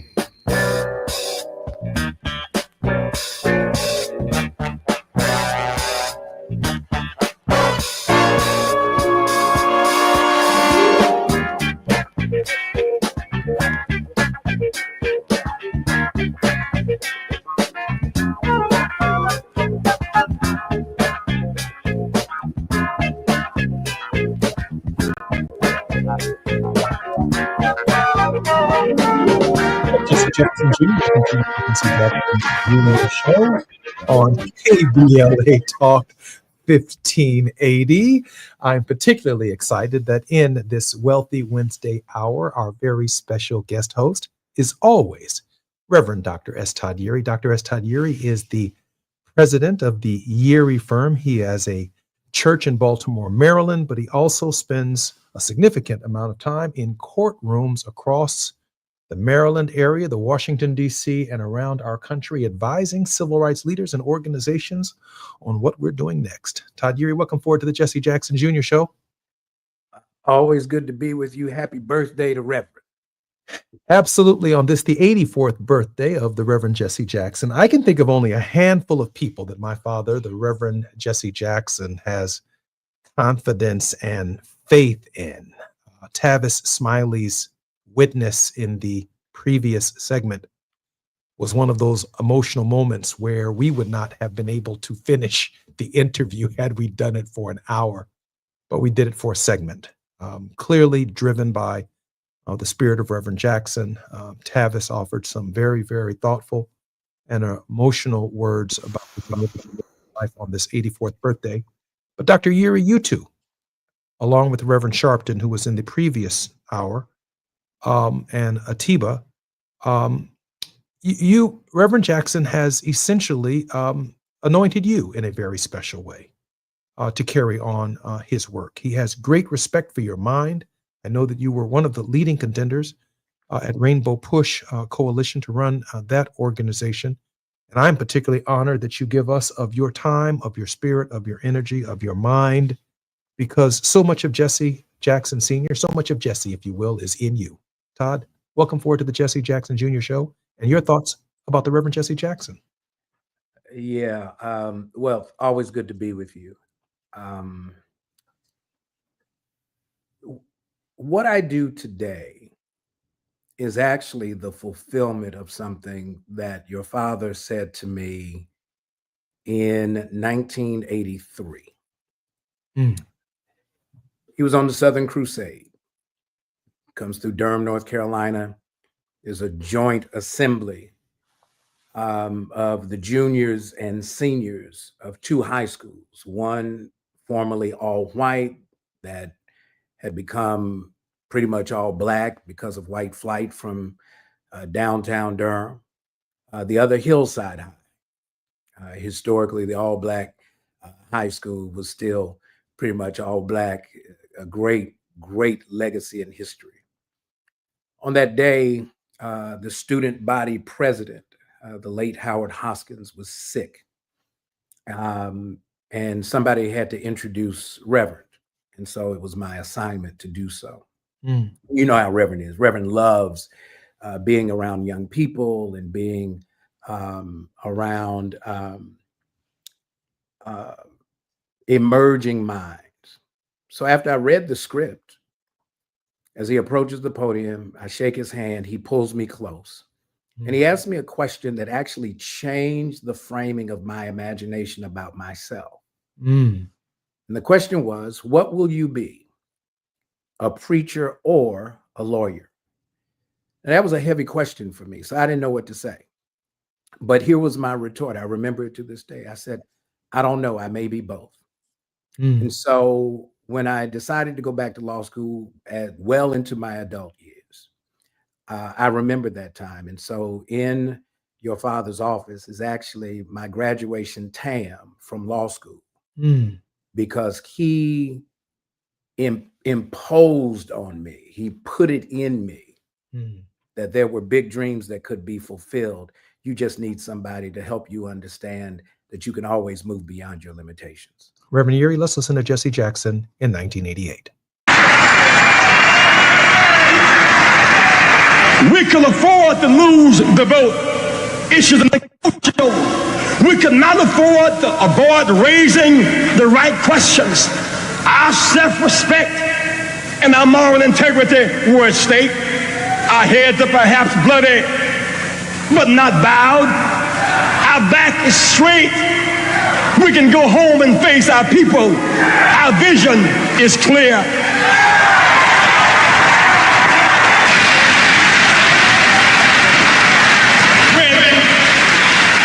We think on this journey from slave ship to championship, we've gone from the planks of the boardwalk in Atlantic City in 1964 to fighting to help right the planks in the platform in San Francisco in 84. There is a deep and abiding sense of joy in our souls in spite of the tears in our eyes. Though there are missing planks, there is a solid foundation upon which to build. Our party can win, but we must provide hope which will inspire people to struggle and achieve. Provide a plan that shows a way out of our dilemma and then lead the way. In 1984, my heart is made to feel glad because I know there is a way out. Justice. The requirement for rebuilding America is justice. The linchpin of progressive politics in our nation will not come from the North. They, in fact, will come from the South. That is why I argue over and over again. We look from Virginia around to Texas. There's only one black congressperson out of 115. 19 years later, we're locked out the Congress, the Senate, and the governor's mansion. What does this large black vote mean? Why do I fight to end second primaries and fight gerrymandering and annexation and that large? Why do we fight over that? Because I tell you, you cannot hold someone in the ditch unless you linger there with them. Unless you linger there. If you want to change in this nation, you enforce that Voting Rights Act, we'll get 12 to 20 black, Hispanic, female, and progressive congresspersons from the South. We can save the cotton, but we got to fight the boll weevils. We got to make a judgment. We got to make a judgment. It's not enough to hope ERA will pass. How can we pass ERA? If blacks vote in great numbers, progressive whites win. It's the only way progressive whites win. If blacks vote in great numbers, Hispanics win. When blacks, Hispanics, and whites vote, when children win, when women and children win, workers win. We must all come up together. We must come up together.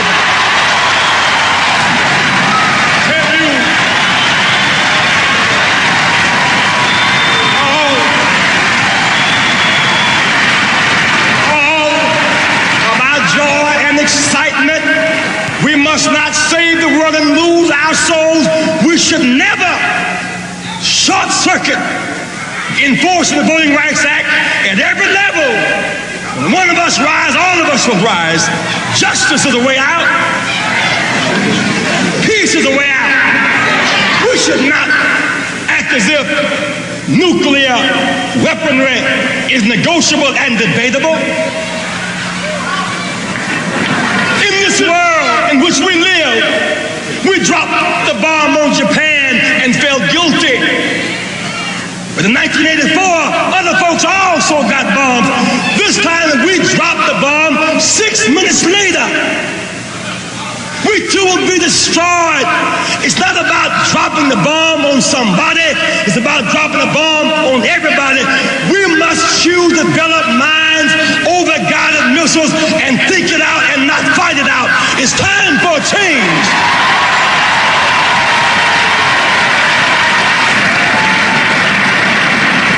Our foreign policy must be characterized by...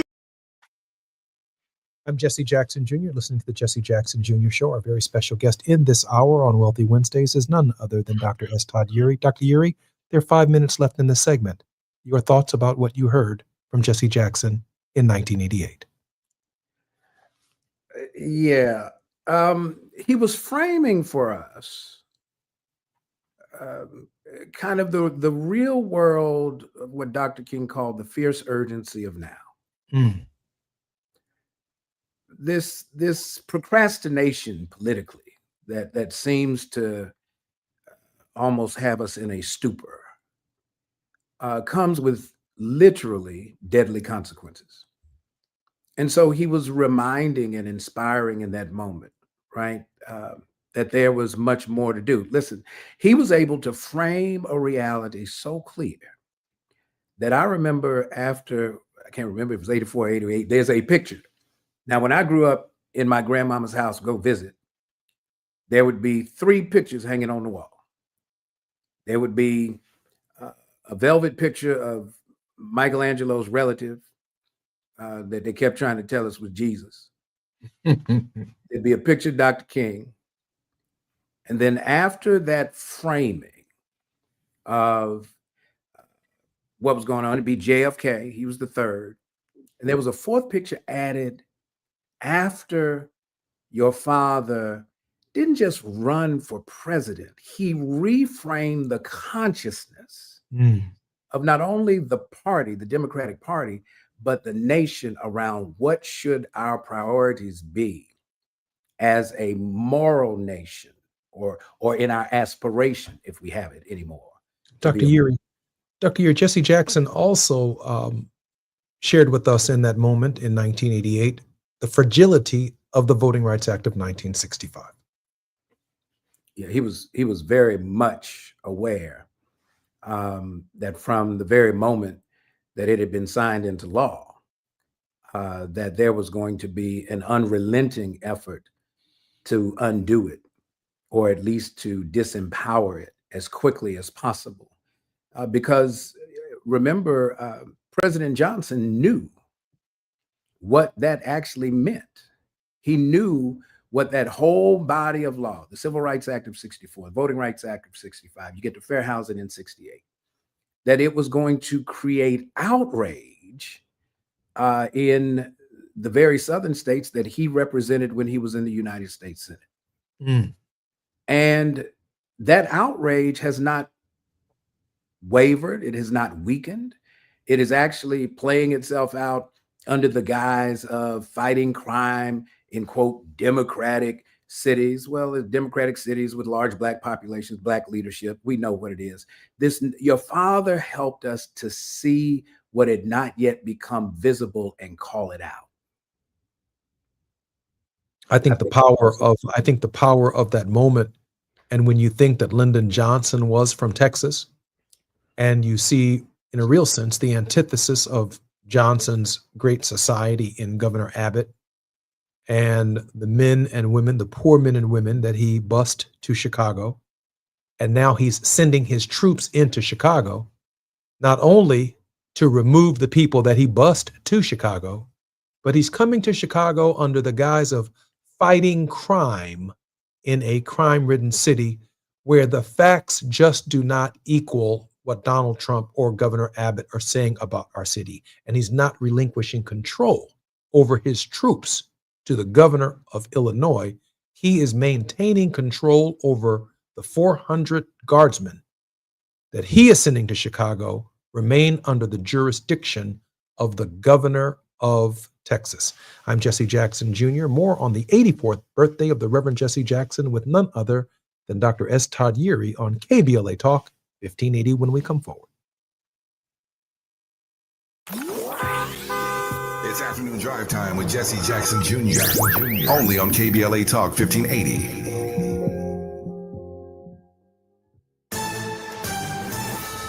I'm Amber Payton with BIN News Now. Virginia Senator Tim Kaine is standing by Black Democratic Attorney General candidate Jay Jones after his controversial 2022 text messages recently resurfaced, showing him joking about hypothetical violence toward former House Speaker Todd Gilbert. And he has apologized. I wish other people in public life would sincerely apologize for stuff. So no, I still am a supporter. Kaine says the remarks were out of character, while Jones has apologized. The last fugitive from a May jailbreak in New Orleans has been captured. Derek Groves, wanted for murder, was arrested in Atlanta after a police standoff. He was one of 10 Black inmates who escaped through a hole in a jail wall. And former Black Georgia football star Herschel Walker has been named U.S. ambassador to the Bahamas. The Senate approved the move Tuesday. Walker, a 2022 GOP Senate nominee, previously co-chaired Trump's Council on Sports, Fitness, and Nutrition. Get BIN News Now on demand 24/7 on the iHeartRadio app. Want to save a few bucks this season? Then head over to your local Big O Tires for their Save a Buck sales event. You'll save up to $250 on select sets of tires with paid installation through October 19th. The Save a Buck sales event, now at your local Big O Tires. This is the KBLA Sports Minute with Ray Richardson. A very sympathetic statistic concerning Colorado football coach Deion Sanders. When Deion had minor surgery Tuesday to remove potential blood clots in his left foot, it was the 16th time the 58-year-old coach has undergone surgery in the last 3 years. Blood clots in Deion's legs have led to several procedures, including having 2 toes amputated because of poor circulation. Deion had surgery in May to remove tumors after he was diagnosed with bladder cancer. Despite all of Deion's health ailments, he was on the field Wednesday afternoon for practice.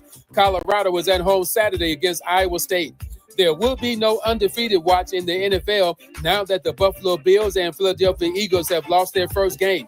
Who was the last NFL team to go through an entire regular season undefeated?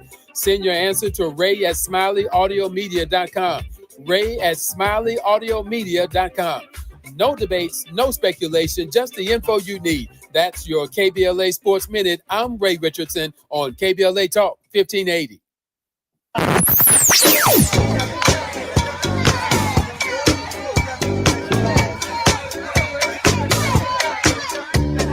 This is KBLA Talk 1580. Talk radio. That's music to your ears. We're unapologetically progressive. KBLA Talk 1580.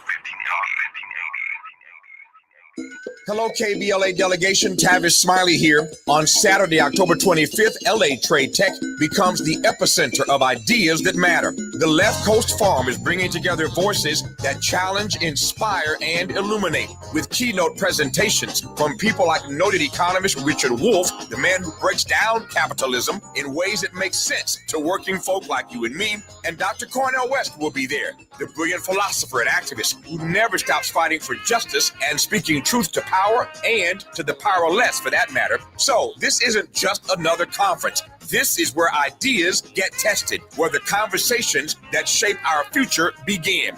Multiple plenary sessions, dynamic speakers, real talk about the issues that impact our communities, and then some good food and a live band. Saturday, October 25th, LA Trade Tech, Left Coast Forum. The event is free and open to the public, but you must register at our KBLA1580.com website, where you can also peep the plenary topics. The future belongs to those who show up and engage. So don't just think about change, be part of the conversation that creates it.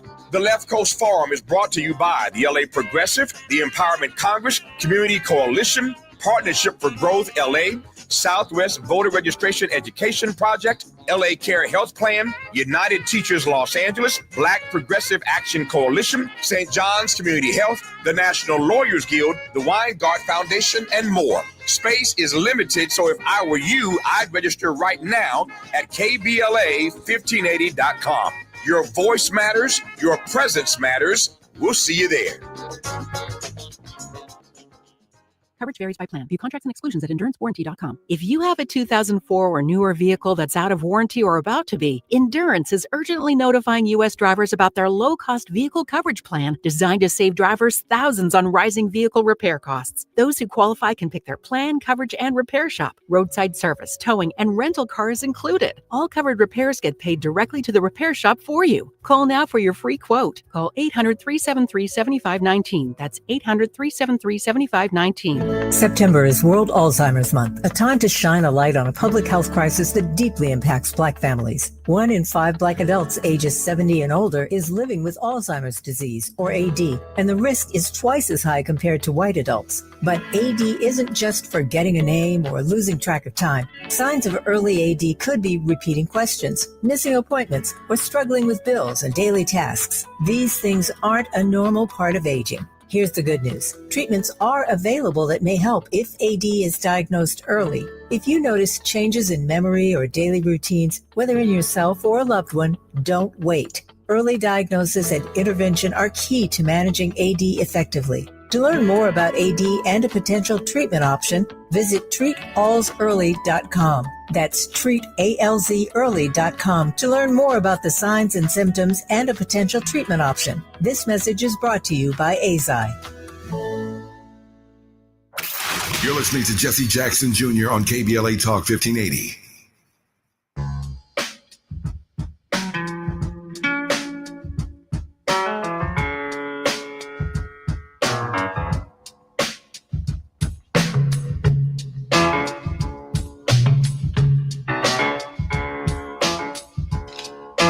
Jesse Jackson Jr. Welcome forward to the Jesse Jackson Jr. Show on KBLA Talk 1580, the 84th birthday of the Reverend Jesse Jackson. I just call him Dad. Our very special guest in this hour is one of his disciples, one of the men that my father has confidence in to continue his great work, Dr. S. Todd Yeary. Dr. Yeary, welcome forward to the Jesse Jackson Jr. Show. It's very heavy, my brother. I appreciate the vote of confidence. It has been nothing less than the honor of my life to be able to sit with and serve your dad, whether it was for a moment or a month. My life is better because of it. That's how he sees you. That's how he sees you. Dr. Yeary, in this moment, there's so much going on around the country. In the tradition of Jesse Jackson, I asked Reverend Sharpton moments ago the same question. Where do we go from here? Part of me thinking about Rev would be go sit down someplace and have a plate. His favorite color on the plate is brown. It's either catfish or fried chicken. He calls himself a chickatarian. you know. Where do we go from here starts with understanding where we are. And being present to explore what are the possibilities. And I'll take you back to the example that hopefully answers the question. It was maybe 2012 where there was a crisis in the Gambia, an issue around human rights and the execution of political opposition members. Reverend had been invited to come over and have the conversation. Many of the foreign nations that provided aid to the Gambia were holding back on the aid. And so I was one who got a phone call on a Wednesday. I'll never forget it. My assistant at the church said, Reverend Jackson called.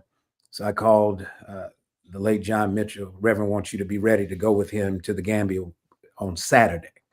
So I went to go get shots, made sure my passport was ready. We fly over. Rev was always interested in that. If you take a long flight with Reverend, do know you're not going to get a lot of sleep. Because every time he has an idea, he's going to come back to wherever you sitting and he's going to stand up and y'all going to talk. So we talked a lot of the way. We got some sleep when we could. When we arrived, though the circumstances on the ground had changed, there was a different issue that came up. The then U.S. ambassador to the Gambia indicated that there were dual U.S. citizens who were being held they wanted Reverend's assistance in trying to negotiate their release. I still have a picture. Reverend is kind of leaning back in a chair. He's tired from the flight, but he's thinking about it. He's thinking about not if he would do it, but how he would get it done. So sometimes we get focused on the where we go. Reverend was always very clear on the from here. Where's here? And if we're not present with the conditions of the people, where we're going is most likely going to be the wrong destination. And so he, Reverend, I'll never forget it. He comes down the stairs after they had spent some time. He and the other principal, the president, we're talking, and we stood over in the corner. And Reverend says, "I think we're going to get this done." And sure enough, he got it done. But he got it done because he didn't get hung up on the sentiments. How do I feel about the person? But what does this moment require for where we are? Where is here? So where do we go from here is a conversation that we have to have clarity about where we're starting from so that we can then have some sense of where we're going. I appreciate that, Dr. Yuri. I think that I think that's right. I think Reverend would position himself absolutely in the present with a serious critique and analysis of the past, but engaging the present. Whoa, may all my powers be engaged to do the master's will in the present was a factor in Jesse Jackson's theology. Now, I can also share with you that something Reverend Sharpton said that is particularly noteworthy about Dad, and that is this. No one person can do his job. You cannot imagine a person driven for the length of time that my father was driven, 24 hours a day, 7 days a week, grinding, and I mean grinding and grinding from one location to the next, globe trotting, being present at before the internet now, being present at every single point of challenge. If the news broke tomorrow and it was something significant, Reverend Jackson would be there before the local news would be there, having embraced the family or embraced the community or spoken in a church or organized a minister's breakfast. And so you think you can easily duplicate that work, that kind of commitment, that kind of determination? It's not easy to duplicate. There might be 20 people, Dr. Yuri, who can do what Reverend Jackson did by himself, but everyone would have to be functioning in some kind of loose confederation or agreement that we're all doing this work, and in our own way, no one's wrong. We're all doing the work of Jesse Jackson. Well, that's how he built the organization. It wasn't to create a replica of himself, but to really kind of model the multifaceted ways in which this work really has to be done. And so there'll never be a singular personality and creative thinker, just always committed, always observant. You know, all you need to do, Reverend starts with the newspaper, and then when cable news, 24-hour cable news becomes a thing, you know, the only other thing that he might watch would be football, having played football. But the rest of the time, you watching the news, you better know what's going on in real time so you can know how to respond. And so what he has done, I think, has given so many of us the opportunity to work hard, to know what it is like to be genuinely concerned about the conditions of people, the common humanity of us all, and then be willing to take sometimes the unconventional paths to be able to get maybe unbelievable outcomes, things that folks didn't even think would be possible because you didn't put yourself in the box that so many people say you got to think outside of. He never had a box. The box would be a chicken box, and then after that, it's let's go and let's do this work. And so, get your breath, drink some water, catch a nap in the vehicle, whatever you got to do. When Rev said let's, everybody knew we were on the move somewhere to do something that was meaningful in the lives of regular people. I know we have about 45 seconds before we come forward, but I do want to share with everybody this. When my father got on a plane, everybody on that plane knew Jesse Jackson was on the plane. When Jesse Jackson was walking down the terminal, everybody knew that was Jesse Jackson. When Jesse Jackson called a corporate leader and he stepped in, boardrooms began to shake. They began hiring consultants because Jesse Jackson wants to have a meeting with the head of this company or that corporation and talk with them about diversity, equity, and inclusion and African Americans and their fair share. When Jesse Jackson showed up at the Chicago Bulls game, they had to let him in the locker room. When Jesse Jackson showed up at the Dallas Cowboys game, Tom Landry wanted to shake his hand. I'm telling you, Jesse Jackson was something else, is something else, but I mean in his prime. He put the fear of God in presidents, senators, and congressmen. We're going to need that again. I'm Jesse Jackson Jr., listening to KBLA Talk 1580. Our very special guest in this hour on Wealthy Wednesdays is none other than one of the disciples of Reverend Jesse Jackson, Dr. S. Todd Yeary. More when we come forward on KBLA Talk 1580. While you're stuck in traffic, we can at least bring you up to speed on the news of the day. You're listening to Jesse Jackson Jr. only on KBLA Talk 1580.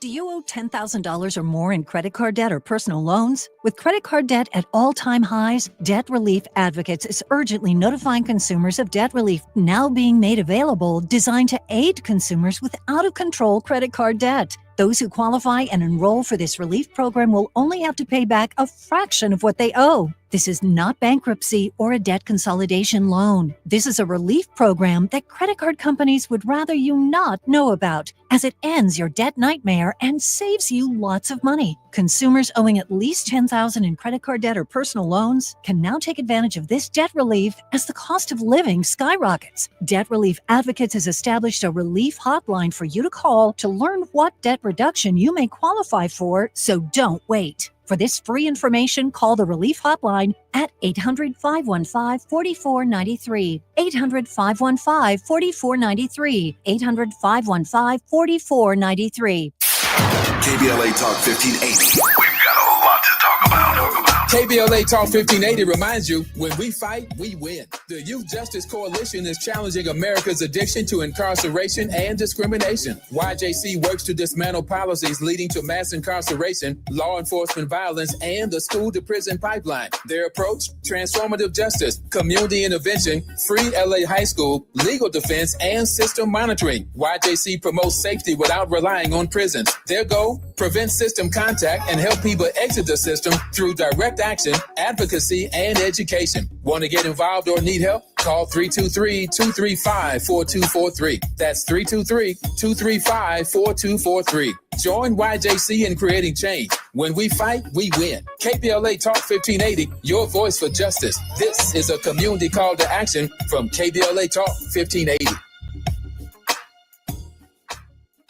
Hello, KBLA delegation. Tavis Smiley here. On Saturday, October 25th, LA Trade Tech becomes the epicenter of ideas that matter. The Left Coast Forum is bringing together voices that challenge, inspire, and illuminate, with keynote presentations from people like noted economist Richard Wolff, the man who breaks down capitalism in ways that make sense to working folk like you and me, and Dr. Cornel West will be there, the brilliant philosopher and activist who never stops fighting for justice and speaking truth to power and to the powerless, for that matter. So this isn't just another conference. This is where ideas get tested, where the conversations that shape our future begin.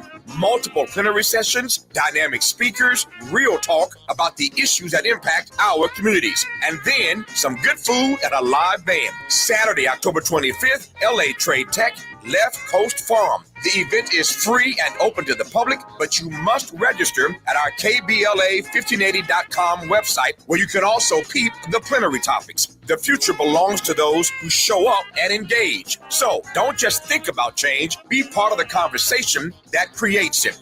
The Left Coast Forum is brought to you by the LA Progressive, the Empowerment Congress, Community Coalition, Partnership for Growth LA, Southwest Voter Registration Education Project, LA Care Health Plan, United Teachers Los Angeles, Black Progressive Action Coalition, St. John's Community Health, the National Lawyers Guild, the Weingart Foundation, and more. Space is limited, so if I were you, I'd register right now at KBLA1580.com. Your voice matters, your presence matters. We'll see you there. Nationwide is so much more than a great insurance company.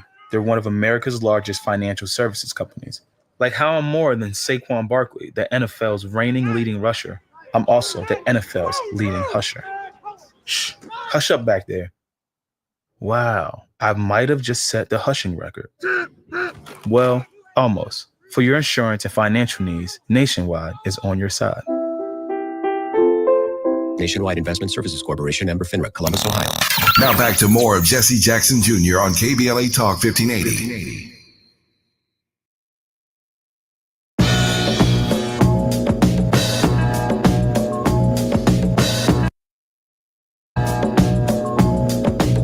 Jesse Jackson Jr., welcome here to the Jesse Jackson Jr. Show in our final segment with Dr. Estad Yuri.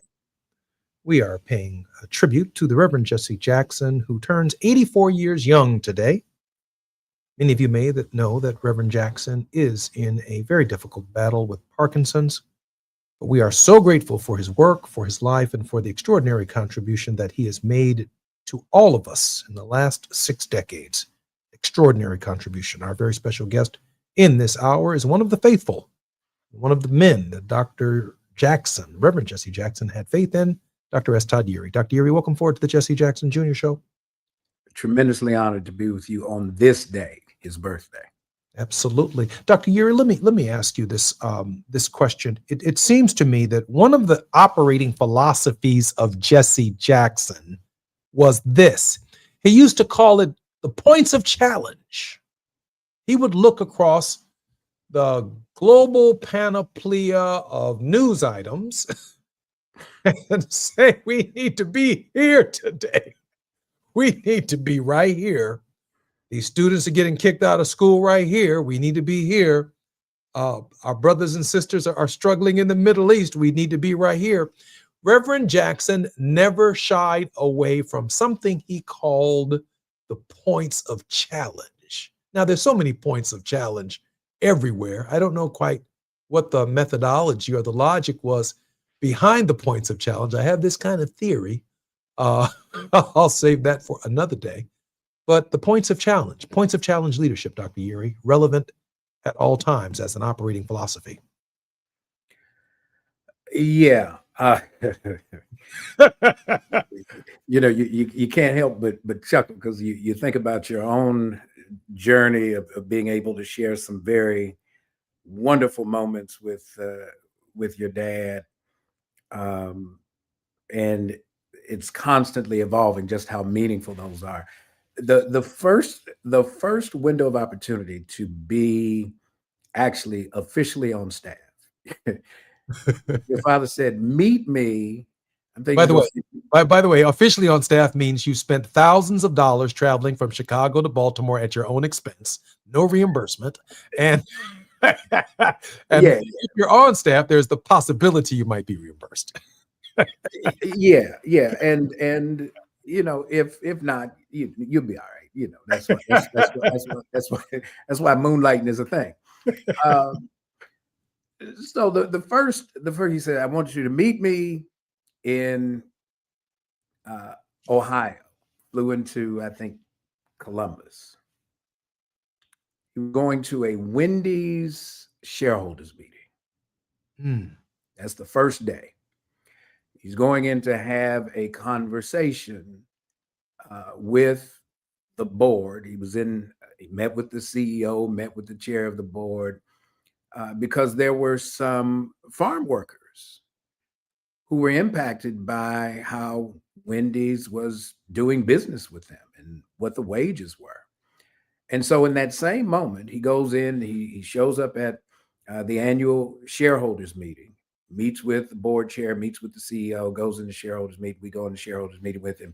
And to go into a shareholders meeting with Reverend, you have to be very, very careful that you don't turn from being a member of the staff and the team to being a groupie, because first of all, you don't even know what goes on in those kinds of spaces, right? Here's Reverend. But then after having that conversation and speaking in that moment very confidently about what was important, not just to him, but to us, he goes right out and has a conversation with those very advocates who are outside of the shareholders meeting, wanting to be recognized and acknowledged for what their concerns are. That's right. And so he talked to everybody. He would talk to a bush if he thought the bush had a need that he could help address, because he's that kind of just down to earth kind of guy. And so it helped us to grow. I mean, everybody on the team, we learned what it was like to really have, when he talks about keep hope alive, he's not talking about hope in the abstract. He's talking about hope in terms of how we do what we do. What is our ethical focus that makes the efforts that we put forth meaningful, not simply for ourselves, but if it didn't even come back with any benefit for us, does it help somebody else out? And that's what I think is sorely missing, particularly in the moment where we find our politics today. In the arena of international affairs, Jesse Jackson felt comfortable on both sides. I mean, he would meet with the president of the United States and Castro. He would meet with, for example, Yasser Arafat and the Israeli leadership. He would meet with, contemporarily, the Ukrainian leadership, if he were capable, and Putin. He would meet with rebel units in Africa and the sitting administrations in African nations, trying to bring people together. Reverend Jesse Jackson did not shy away from meeting with both sides and being a factor in pulling both sides together. Wherever the conflict, he'll meet with the corporation, but he'll also meet with labor. He'll also picket with labor and then say, you know, have confidence in me when I get this company to come to the table, and bring them to the table on the terms of the union and a shared agreement. I mean, Jesse Jackson defined the point of challenge where he had credibility on both sides. Dr. Yuri, I know that we don't have much time left. We have about 3 minutes. I'm hoping that you might offer a special word of hope, some final thoughts also about Jesse Jackson. Reverend never allowed the reports on the ground to deter him. It actually inspired him. Where there was an urgency, a need, he was ready to go. If he were physically capable, and even as we have watched the physical decline, mind still clearly there. You can see it in his eyes. This is a Jesse Jackson moment for everything that we're dealing with, from government shutdown to the war in the Middle East, in Gaza. He would have been to Gaza. He'd have talked some. He would have been to Ukraine. He would have been like, all right, we're going to Moscow. And he was not going to ask the permission of his home government. If it were something where the invitation were extended for him to be part of the conversation, he would be there. And so why does that matter on today? Reverend always tells us to keep hope alive. You asked the question about where do we go from here? That's not always a place that is framed tangibly. It's something that has to be formed by today's efforts. In the Bible, in Romans, Paul says, hope that is seen is not hope. For if you can see it, why hope for it? And so what makes Reverend so amazing even today is he lived in his imagination every single day for all of us. And we owe him a great deal of gratitude, and say happy birthday, Reverend Jackson. Thank you, Reverend Yuri, for that wonderful tribute to the Reverend Jesse Jackson. And I want to thank Tavis Smiley and the KBLA family for allowing us the privilege. I gotta thank Reverend Al Sharpton for coming on the program, and Atiba for his contribution to our celebration, our discussions, even more in depth about the life and the legacy of Reverend Jesse Jackson on this, his 84th birthday. Contribution that he made. You know, he saved Soul Train. Dick Clark tried to take it over. You know, he He demanded equity from the record companies to give African Americans a shot at it. He took on McDonald's and Burger King and made franchisees possible. And yes, Gina, I'm looking at the pictures, but I can't see that deep into the pictures. I see Todd Yeary and Reverend Jesse Jackson at the Capitol of the United States. Our time is up. I'm on KBLA Talk 1580. More tomorrow on the Jesse Jackson Jr. Show. I'm Jesse Jackson Jr. KBLA 1580 Santa Monica.